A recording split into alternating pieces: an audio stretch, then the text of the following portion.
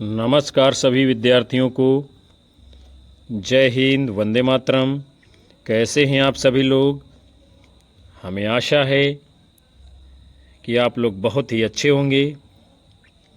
आप लोग पुनः आ चुके हो एक बार दीपक लक्ष्य अब यूट्यूब चैनल के ऊपर, जहां पर लगातार आपके लक्ष्य को ध्यान में रखकर कक्षाएं संप्रेषित की जाती हैं। उसी कड़ी में आज हम सभी लोग सामान्य हिंदी व्याकरण भाग के अंतर्गत कारक चिन्ह प्रकरण से जुड़े विषय के ऊपर बहुत ही शानदार प्रश्नों की श्रृंखला आप सभी के समक्ष प्रस्तुत की जाएगी। आप में से कोई हमारे चैनल के ऊपर पहली बार विजिट किया है तो सब्सक्राइब करना और बेल आइकन दबाना तो बिल्कुल भी मत भूलना, जिससे आने वाली कक्षाओं का नोटिफिकेशन आप लोगों तक समय पर पहुंचता रहेगा।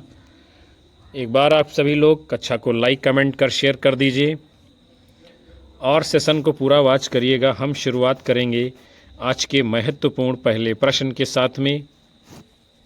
क्या है?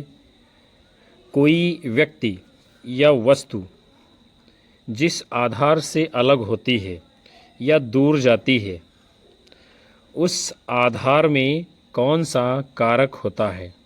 संप्रदान कारक, अपादान कारक, संबंध कारक, करण कारक।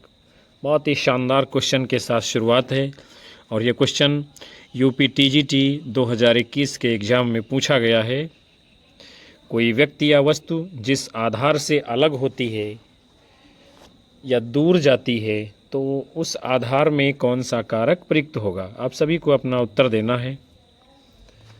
तो इस क्वेश्चन के लिए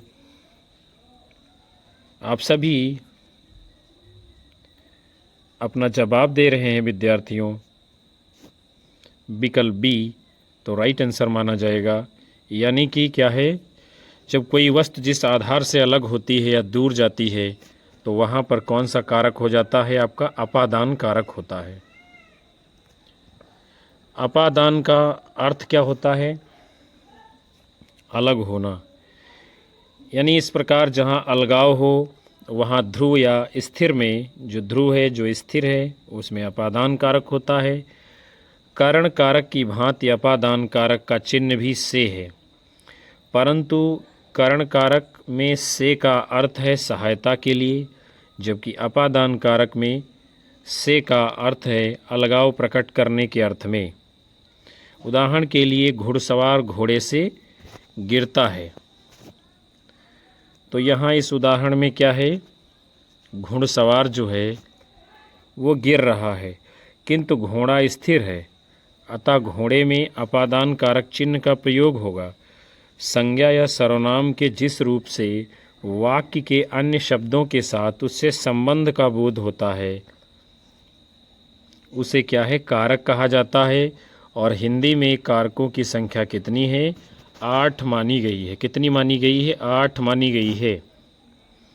चलिए देखते हैं हम लोग कारक चिन्ह और उसका अर्थ। तो कर्ता ने, यानी कर्ता का चिन्ह क्या होगा? ने। अर्थ क्या है? काम करने वाला। फिर कर्म कारक का चिन्ह क्या है? कु। अर्थ क्या है इसका? जिस पर काम का प्रभाव पड़े उसे कर्म कहते हैं। फिर है कारण कारक, इसका चिन्ह है से के द्वारा। अर्थ है जिसके द्वारा कर्ता काम करे। फिर है संप्रदान कारक, इसका चिन्ह है को के लिए। अर्थ है इसका जिसके लिए क्रिया की जाए। फिर है अपादान कारक, इसका चिन्ह है से अलग होना, अर्थात जिससे अलगाव हो। अभी आप ऊपर इसी से संबंधित क्वेश्चन देख रहे थे। फिर है संबंध कारक, इसके चिन्ह है काकी के, नानी ने, रारी रे, यानी अन्य पदों से इसका संबंध होता है।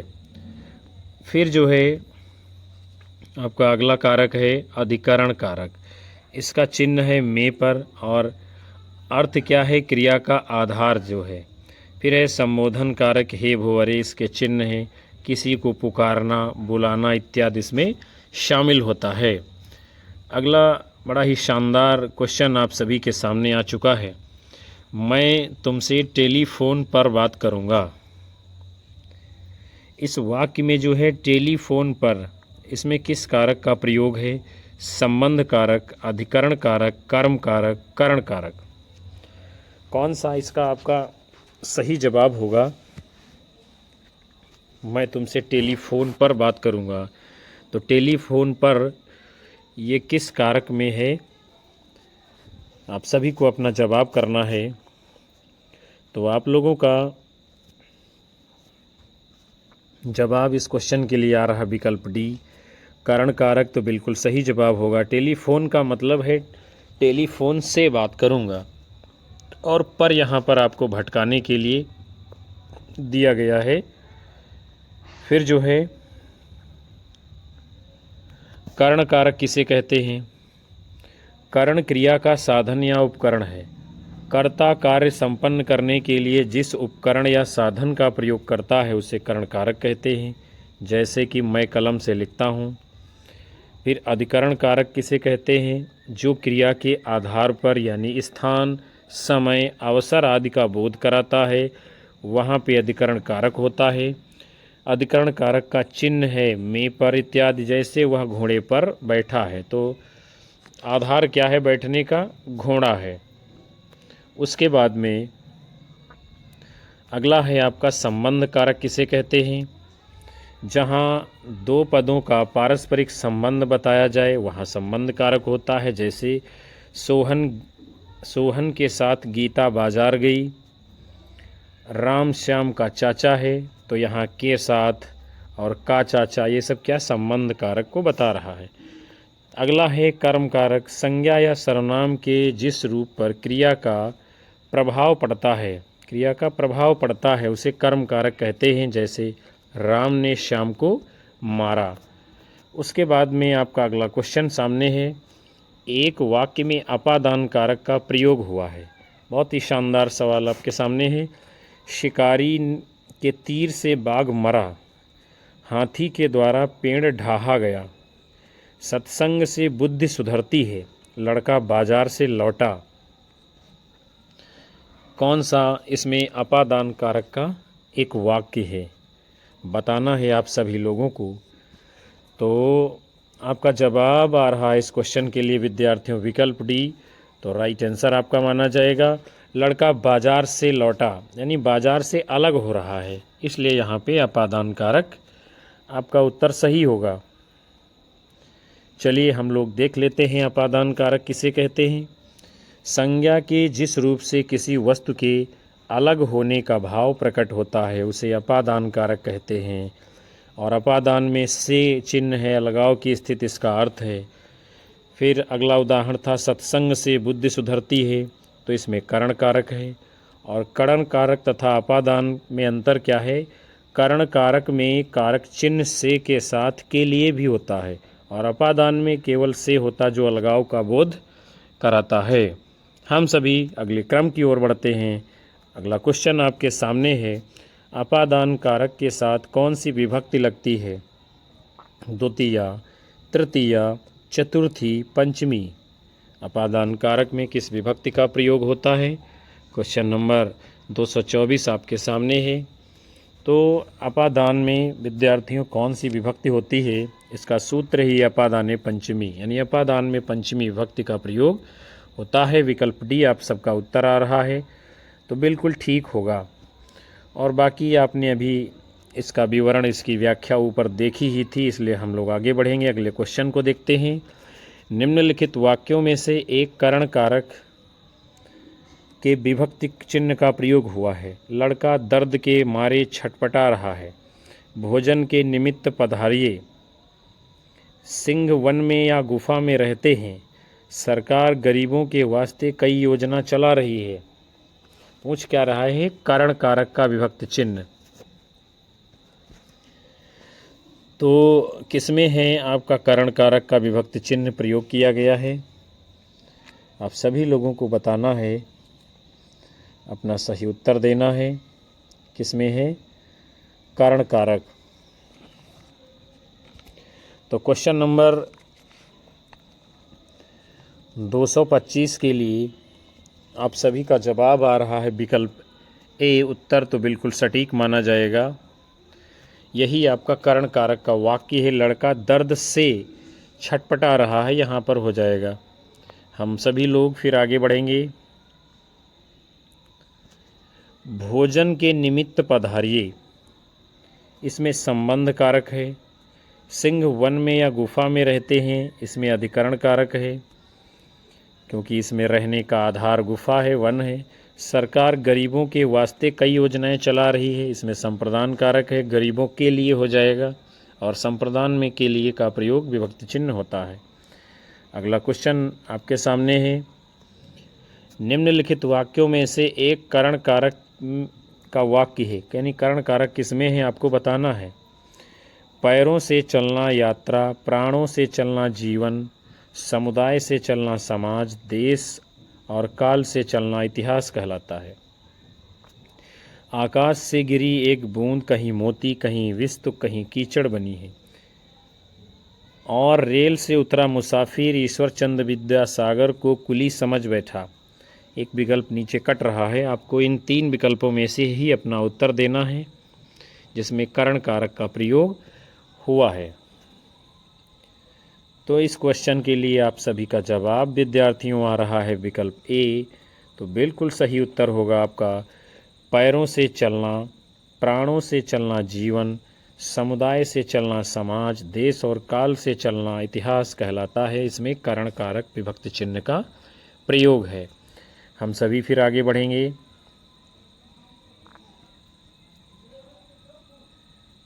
जबकि इसमें जो अन्य विकल्प दिए गए हैं उसमें क्या है, अपादान कारक विभक्ति चिन्ह का प्रयोग हुआ है। किसे कहते हैं करण कारक? कर्ता जिसकी सहायता से कुछ कार्य करता है उसे करण कारक कहते हैं। इसकी विभक्ति से है और करण का शाब्दिक अर्थ है सहायक या साधन। फिर आपका है अपादान कारक, संज्ञा या सर्वनाम का वह रूप जिसमें किसी वस्तु का अलग होना पाया जाता है उसे अपादान कारक कहते हैं और इसका विभक्ति चिन्ह से है। और अपादान का शाब्दिक अर्थ होता है अलगाव की प्राप्ति। फिर आप सभी का अगला क्वेश्चन है, मानक हिंदी व्याकरण में कारक वह व्याकरण कोटि है जो कार्य संपादित करने वालों की सूचना देती है, संज्ञा या सर्वनाम के कार्यवाची प्रकार को बतलाती है, उद्देश्य और विधेय पदों को जोड़ती है, संज्ञा अथवा सर्वनाम पद का क्रियापद से संबंध व्यक्त करती है। पूछा जा रहा है कि किसे कारक कहते हैं या कौन सी इसमें उचित परिभाषा हो सकती है। तो आप सभी का उत्तर इस क्वेश्चन के लिए आ रहा विकल्प डी। तो आपका उत्तर बिल्कुल ठीक ही होगा, यानी संज्ञा या सर्वनाम पद का क्रियापद से संबंध व्यक्त करना जो है कारक कहलाता है। आगे बढ़ते हैं हम लोग। और हिंदी में 8 प्रकार के कारक हैं। कितने प्रकार के? 8 प्रकार के हैं। चलिए हम लोग देख लेते हैं इन कारक और विभक्ति चिन्हों को। कर्ता ने, कर्म को, करण से के द्वारा, संप्रदान के लिए, अपादान से अलग होने में, संबंध काकी के, अधिकरण में पर, संबोधन हे भो अरे। यानी एक तरफ आप कारक देख रहे हैं, दूसरी तरफ आप उनके विभक्ति चिन्हों को देख रहे हैं। ये सारणी बड़ी ही महत्वपूर्ण है, यहाँ से क्वेश्चन बनता ही है। अगला है, निम्नलिखित वाक्यों में से अपादान परसर्ग से युक्त वाक्य है। अपादान से कई सारे क्वेश्चन परीक्षाओं में पूछे जाते हैं, क्योंकि इसमें थोड़ा प्रश्न अपादान कारक का घुमा कर पूछा जाता है। हम कान से सुनते हैं, मोहन से उठा नहीं जाता, राम ने अपने पुत्र से नाता तोड़ लिया, रावण राम के बाण से मारा गया। कौन सा है आपका अपादान कारक वाला वाक्य? तो अगर आप ऊपर के प्रश्नों में ठीक से अभी तक बातों को सुना है तो इसका जवाब बिल्कुल आप सही दे पाओगे। किसमें अपादान कारक है? क्वेश्चन नंबर 228 आपके समक्ष है। आप लोगों का जवाब विकल्प सी आ रहा है, तो उत्तर आपका बिल्कुल करेक्ट माना जाएगा। राम ने अपने पुत्र से नाता तोड़ लिया। तो यहाँ पर है क्या? राम अपने पुत्र से अलग हो रहा है और अलगाव की स्थिति में अपादान कारक हो ही जाएगा, इसमें कोई शक नहीं है। और हम कान से सुनते हैं, रावण राम के बाण से मारा गया। ये जो दोनों वाक्य आप देख रहे हैं ये सब कारण कारक के हैं। इसमें से है और इसमें भी से है। मोहन से उठा नहीं जाता है, तो ये जो नहीं लगा हुआ है इसका मतलब है ये भाववाच्य का उदाहरण है, वाक्य है। फिर अगला क्वेश्चन है, राम घर से निकला। इस वाक्य में घर से में कौन सा कारक है? कारण, अपादान, कर्ता, संप्रदान। रामू घर से निकला, इस वाक्य में घर से में कौन सा कारक है? तो आप सभी का जवाब आ रहा विकल्प बी, अपादान, तो राइट माना जाएगा। फिर अपादान का ही क्वेश्चन आपके सामने है। रामू घर से निकल रहा है अर्थात घर से अलग हो रहा है, घर से दूर हो रहा है।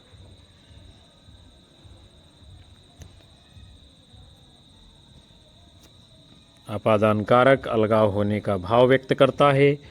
करण का चिन्ह है से के द्वारा, कर्ता का चिन्ह है ने, संप्रदान का चिन्ह है के लिए, इत्यादि। फिर अगला क्वेश्चन है, सह हस्तेन खादति में कौन सा कारक है? कर्ता, संबंध, कर्म, करण। यानी सह माने होता है वह, हस्तेन माने हाथ से, खादत माने खाता है। तो इसमें कौन सा कारक होगा? यानी करण कारक होगा। विकल्प डी आपका राइट उत्तर है। इसका सूत्र है साधकतम करणम, यानी साधन के लिए करण कारक का प्रयोग होता है। यहाँ हाथ से खाने का कार्य कर रहा है अर्थात जो है करण कारक होगा और तृतीया विभक्ति चिन्ह आपका लगेगा।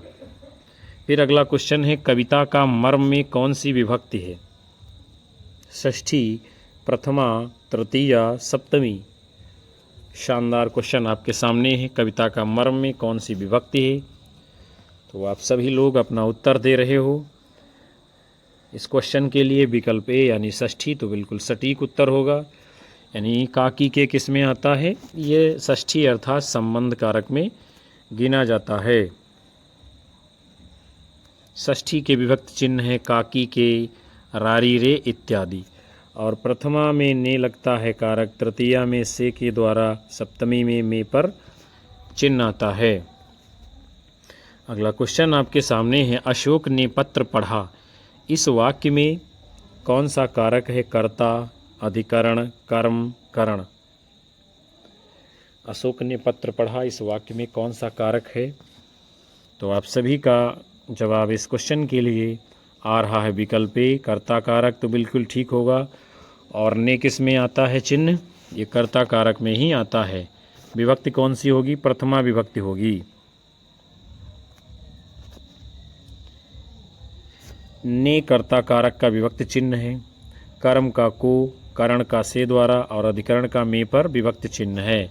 उसके बाद में आप सभी का अगला क्वेश्चन है, कारकों को विभक्तियों के साथ में आपको जोड़ना है। तो कर्ता ने हो जाएगा, कर्म को हो जाएगा, करण से हो जाएगा, अधिकरण में हो जाएगा। अर्थात आपका यहाँ पे सही मिलान किया गया है। और कूट के रूप में यदि आप अपना उत्तर देखेंगे तो विकल्प डी इसमें राइट आंसर होगा। आप सभी लोग ठीक कर लेंगे और हम आगे बढ़ेंगे।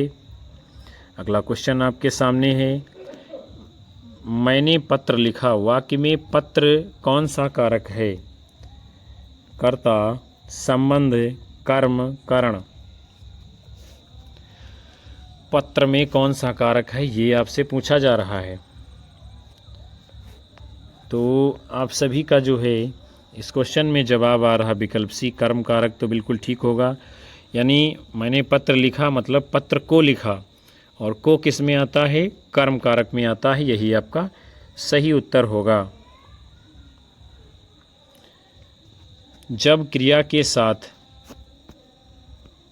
क्या जोड़कर प्रश्न किया जाए और कुछ उत्तर प्राप्त हो तो वहाँ कर्म कारक होता है।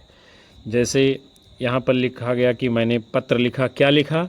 तो पत्र लिखा, यानी हमें क्या का आंसर, उत्तर, जवाब मिल रहा है, इसलिए कर्म कारक होगा। कर्म कारक का चिन्ह कुछ जगहों पर लोप होता है। जैसे यहाँ पर लोप है, मैंने पत्र लिखा, तो यहाँ पर को नहीं लगा है, यहाँ पर कर्म कारक के चिन्ह का लोप है। मैंने पत्र को लिखा होता तो आप तुरंत पहचान जाते, लेकिन यहाँ पे लोप अर्थात गायब है। जबकि कर्ता कारक ने करण कारक का चिन्ह से और संबंध कारक में काकी के, रारी रे, नानी ने, यह सब इसके चिन्ह हैं। अगला क्वेश्चन आपके सामने है, तोता डाली पर बैठा है। इस वाक्य में कौन सा कारक है? करण, संबंध, अधिकरण, अपादान। तो तोते के बैठने का आधार क्या है? वो डाली है। तो आधारो अधिकरणम, जो आधार होता है उसमें विकल्प सी आपका अधिकरण कारक हो जाता है। और अधिकरण कारक का चिन्ह क्या है? में पर।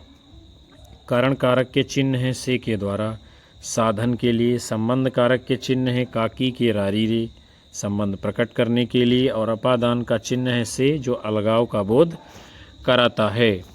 उसके बाद में अगला क्वेश्चन आपके सामने है, दशरथ के पुत्र राम ने रावण को मारा। इस वाक्य में कौन सा पद कारक बनने की सबसे कम योग्यता रखता है? ये आपको बताना है। राम, रावण, दशरथ, पुत्र, तो कौन है सबसे कम कारक बनने की योग्यता रखने वाला पद? आप लोगों का उत्तर आ रहा विकल्प डी, पुत्र। तो बिल्कुल सही होगा। हम सभी आगे बढ़ेंगे।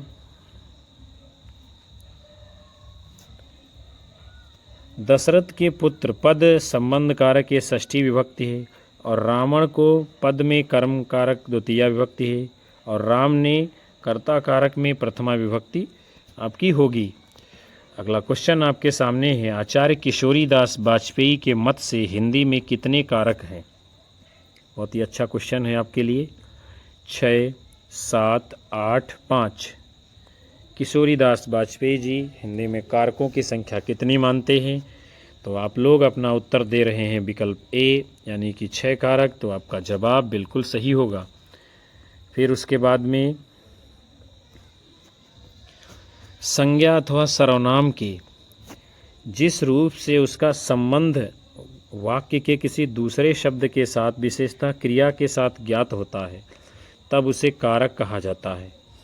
और आचार्य किशोरीदास वाजपेयी ने हिंदी में 6 कारक माने हैं, और वासुदेव नंदन प्रसाद ने कारकों की संख्या 8 मानी है। अगला शानदार क्वेश्चन आप सभी के सामने है, मेरे घर से आपका घर 5 किलोमीटर दूर है।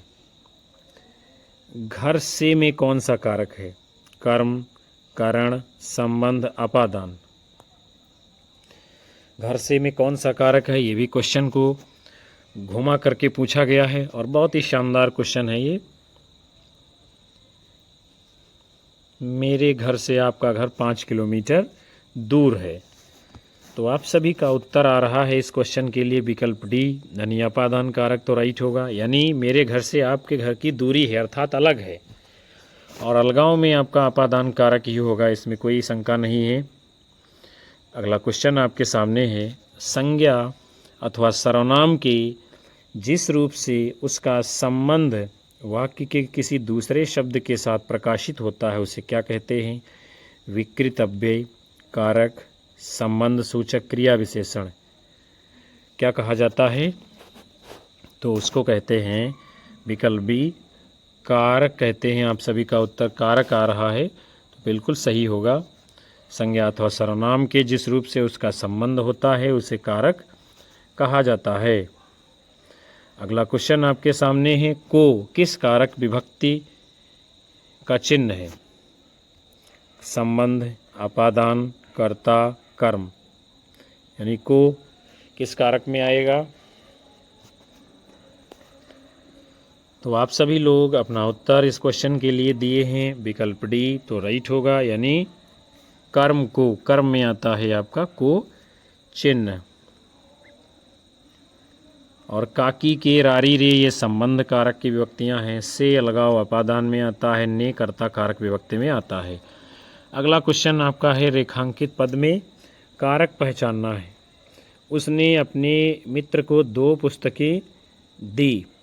तो मित्र को में कौन सा कारक है? कर्ता, संबंध, कर्म, संप्रदान। मित्र को में कौन सा कारक है? उसने अपने मित्र को 2 पुस्तकें दी। ये भी क्वेश्चन बहुत ही शानदार आपके सामने है। प्रश्न की प्रकृति को काफ़ी तरीके से यहाँ भी घुमा दिया गया है। उसने अपने मित्र को 2 पुस्तकें दी, तो 2 पुस्तकें क्या है, ये मित्र के लिए हैं। अर्थात आप लोगों का जवाब विकल्प डी आ रहा है, संप्रदान कारक, तो राइट होगा। यहाँ पे कर्म कारक नहीं होगा। उसने अपने मित्र को, अगर को से आप कर्म पे जा रहे हैं तो गलत हो जाएंगे। जो 2 पुस्तकें हैं वो मित्र के लिए हैं, इसलिए मित्र को दी है, अर्थात संप्रदान कारक होगा। और संप्रदान का चिन्ह क्या है, के लिए। और क्या मामला है इसमें, जहाँ पर किसी को कुछ दिया जाता है वहाँ को विभक्ति चिन्ह का प्रयोग होता है, और इस वाक्य में संप्रदान कारक ही है। अगला आपका क्वेश्चन है, उसने टेढ़ी चाल चली, वाक्य में कौन सा कारक है? संबंध कारक, अधिकरण कारक, कर्म कारक, कर्ता कारक। उसने टेढ़ी चाल चली, वाक्य में कौन सा कारक है? तो आप सभी का इस क्वेश्चन के लिए जवाब आ रहा विकल्प डी, यानी कर्ता कारक। तो बिल्कुल सटीक आप लोगों का आंसर माना जाएगा। फिर जो है अगला क्वेश्चन है, ने किस कारक की विभक्ति है? कर्म, संबंध, कर्ता, अधिकरण। ने किस कारक की विभक्ति है? तो आप सब जान ही रहे हैं, बार बार आपके सामने बताया गया है, कर्ता ने, अर्थात विकल्प सी आपका सही उत्तर होगा। फिर कारक चिन्ह भी आप देख चुके हैं, इसलिए हम लोग आगे बढ़ेंगे। मेरी लड़की कौन है, इस वाक्य में कौन सा कारक है? संबंध कारक, अधिकरण कारक, संप्रदान कारक, कर्ता कारक। मेरी लड़की कौन है? बहुत ही शानदार क्वेश्चन। तो आप सभी का इस क्वेश्चन के लिए उत्तर आ रहा है विद्यार्थियों, विकल्प ए, संबंध कारक। तो बिल्कुल जवाब सही होगा आपका, यानी मेरा संबंध किससे है? लड़की से है। लड़की किसकी है? मेरी है, इसलिए यहाँ पे संबंध कारक होगा। फिर अगला क्वेश्चन है, कारक के भेद कितने हैं? 5, 6, 7, 8। कितने हैं कारक के भेद? तो अभी आप ऊपर देख ही चुके हैं। आप सभी का जवाब विकल्प डी, अर्थात 8 आ रहा है कारक। तो आप लोगों का उत्तर बिल्कुल करेक्ट माना जाएगा। संज्ञा अथवा सर्वनाम का अन्य पदों से विशेषता जो संबंध क्रिया से होता है उसे कारक कहते हैं। हिंदी में कारकों की संख्या 8 है। कर्ता कारक, कर्म कारक, करण कारक, संप्रदान कारक, अपादान कारक, संबंध कारक, अधिकरण कारक और संबोधन कारक। फिर आप सभी का क्वेश्चन है, संज्ञाओं के साथ आने वाली विभक्तियों को क्या कहा जाता है? संश्लिष्ट, विश्लिष्ट, श्लिष्ट, उपयुक्त में से कोई नहीं। जो विभक्तियां संज्ञा के साथ आती हैं उसे क्या कहते हैं? तो आप लोगों का उत्तर विकल्प बी आ रहा है, विश्लिष्ट। तो बिल्कुल राइट होगा, अर्थात जो विभक्तियां संज्ञा के साथ आती हैं उसको विश्लिष्ट कहते हैं। हिंदी में 2 तरह की विभक्तियां हैं विद्यार्थियों। कितने प्रकार की? 2 तरह की। एक है विश्लिष्ट, दूसरा है संश्लिष्ट। संज्ञाओं के साथ आने वाली विभक्तियां विश्लिष्ट हैं, अर्थात पृथक रहती हैं, अलग रहती हैं। जैसे श्याम ने, वृक्ष पर, लड़कों को, लड़कियों के लिए आदि विभक्तिवाची शब्द संज्ञा से अलग हैं। जबकि सर्वनाम के साथ आने वाली जो विभक्तियां होती हैं वो संश्लिष्ट होती हैं। और संश्लिष्ट का अर्थ है किसी या किसी में मिला हुआ या युक्त। अगला है, उसने उसे छल से पराजित किया। छल से में कौन सा कारक है? कर्ता, करण, अपादान, कर्म। उसने उसे छल से पराजित किया है। तो इसमें जो छल से है वाक्य में लगा हुआ आपका शब्द है, इसमें कौन सा कारक है? तो आप लोगों का जवाब इस क्वेश्चन के लिए आ रहा है विकल्प बी, यानी करण कारक। तो राइट होगा। करण कारक का चिन्ह क्या है? से। किससे पराजित करता है? छल से। करण का अर्थ होता है साधन या माध्यम। क्या होता है? साधन या माध्यम। अतः क्रिया के करने अथवा होने के साधन या माध्यम वाले संज्ञा या सर्वनाम पद करण कारक कहलाते हैं। इसका परसर्ग है से के द्वारा, यानी परसर्ग का मतलब होता है चिन्ह, विभक्ति चिन्ह। अगला है वो कार मेरी है। इस वाक्य में कौन सा कारक है? वो कार मेरी है। कारण, संबंध, संप्रदान, अधिकरण। वो कार मेरी है, इसमें कौन सा कारक है? तो कार का मेरा संबंध है, इसलिए विकल्प बी आप लोगों का राइट आंसर होगा, अर्थात इस वाक्य में संबंध कारक है। उसके बाद आपका अगला क्वेश्चन है, उससे अच्छे तो आप हैं। बहुत ही शानदार प्रश्न आपके सामने है। उससे अच्छे तो आप हैं, इसमें कौन सा कारक है? अधिकरण, अपादान, कारण, संबोधन। कौन सा है आपका सही उत्तर? तो यहाँ क्या है, उससे और आपको अलग किया जा रहा है, उसकी तुलना की जा रही है, अर्थात विकल्प बी आप लोगों का राइट आंसर होगा, अपादान कारक। उससे अच्छे तो आप हैं।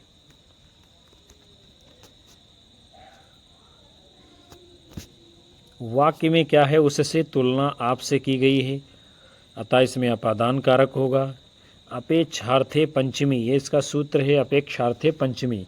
तुलना में जिससे श्रेष्ठ बताया जाए उसमें पंचमी विभक्ति होती है। जैसे धनात विद्या गरीयसी, धन से विद्या महान है। फिर जब दो व्यक्तियों की तुलना की जाती है तो वहाँ पंचमी विभक्ति होती है, परंतु जब बहुत से व्यक्तियों में से किसी एक को श्रेष्ठ बताया जाता है तो वहाँ पर सप्तमी विभक्ति होती है। ये बात बहुत ही ध्यान देने योग्य, बहुत बारीक बात आपके सामने है। जब दो व्यक्तियों में तुलना की जाती है तो वहाँ पंचमी विभक्ति होगी, लेकिन जब कई लोगों में से किसी एक को श्रेष्ठ बताया जाएगा तो वहाँ सप्तमी विभक्ति होगी। जैसे कि कविषु कालिदासा श्रेष्ठा, अर्थात कवियों में कालिदास श्रेष्ठ हैं, तो यहाँ सप्तमी विभक्ति है।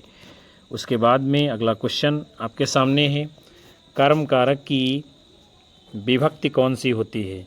पर, ने, को, से। कर्म कारक में कौन सी विभक्ति होती, कौन सा चिन्ह होगा? तो आप सब जानते हो, कर्ता ने कर्म को, यानी कि विकल्प सी आपका राइट आंसर होगा। कर्म कारक की चिन्ह विभक्ति कौन सा है? को लगेगा।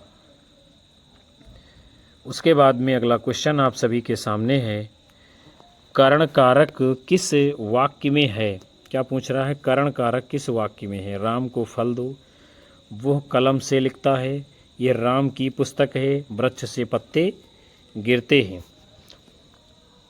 तो करण कारक किस वाक्य में है? विकल्प बी आपका उत्तर है, वो कलम से लिखता है। से चिन्ह किस में है? करण कारक में। यानी इस वाक्य में करण कारक की विभक्ति से का प्रयोग हुआ है, लिखने का कार्य कलम से हो रहा है। और जिस वाक्य में किसी साधन की सहायता से कोई जब कार्य होता है तो वहाँ पे करण कारक हो जाता है। तो विद्यार्थियों, इस महत्वपूर्ण सत्र को हम यहीं पर विराम दे रहे हैं, जो कि बहुत ही महत्वपूर्ण विषय कारक और विभक्ति चिन्हों के ऊपर आधारित था। हमें उम्मीद है कि जो सामान्य हिंदी व्याकरण भाग के अंतर्गत कारक और विभक्ति चिन्ह का जो प्रकरण है, उससे सभी प्रकार की समस्याओं का समाधान आपके सामने हो गया होगा, क्योंकि सभी प्रकार के प्रश्न यहाँ पूछे गए हैं। और आगे से जो कारक चिन्हों का आपका वाक्य होगा, जो प्रश्न होगा परीक्षा में, वो गलत नहीं होना चाहिए। हमें उम्मीद है ये सेशन आप सभी के लिए बड़ा ही महत्वपूर्ण होगा, जो आने वाली परीक्षाओं में आपको लाभ पहुंचाएगा। कक्षा को लाइक करिए, ज़्यादा से ज़्यादा अपने साथी मित्रों में शेयर करिए। अधिकतम मित्र, दोस्त, घर परिवार सभी लोगों को हमारे चैनल से जोड़ते रहिए, और हम आप सभी लोगों को लगातार कक्षाएं देते रहेंगे। उन सभी विद्यार्थियों का हार्दिक आभार, धन्यवाद, जो अंत तक सेशन में बने रहे हैं। मिलते हैं आप सभी लोगों को पुनः से अगली कक्षा में। तब तक के लिए नमस्कार, जय हिंद, वंदे मातरम, बाय बाय, शुभ रात्रि आप सभी लोगों को।